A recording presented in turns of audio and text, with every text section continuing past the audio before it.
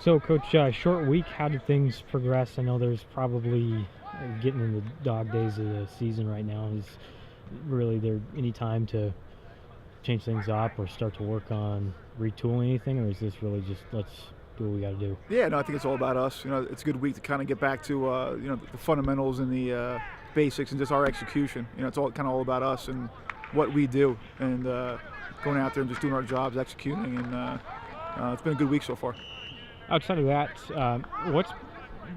can you really point to anything in particular, or maybe a factor of things that have been contributing to Powell and his success and being able to hit those 50-plus field goals? Yeah, and I think it's just it's a culmination from his work ethic over the course of his career. I mean, there's a ton of stuff you can point to, but it's just he's translating over what he's done for the last few seasons in practice onto game day, and great off-season guy. Works great in the weight room.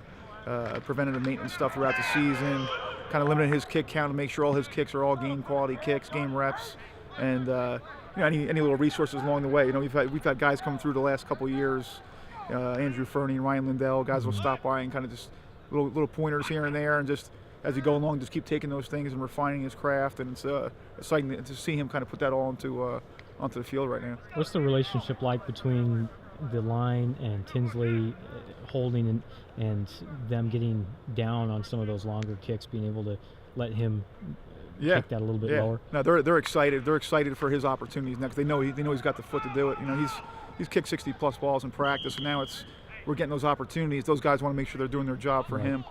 Tinsley's kind of his go-to guy, his right-hand man, where Powell gets to pick his punter in fall camp, or his holder in fall camp, and that was Trey. So those guys, they're always working together anytime they get extra, free time together. And then it's funny now, some of the linemen too are kind of jumping into the act. First it was just a holder, snapper, kicker kind of celebrating. Now, you see Christian Hangana, 380-plus pounds, jumping in there and getting in the huddle. So it's fun to see.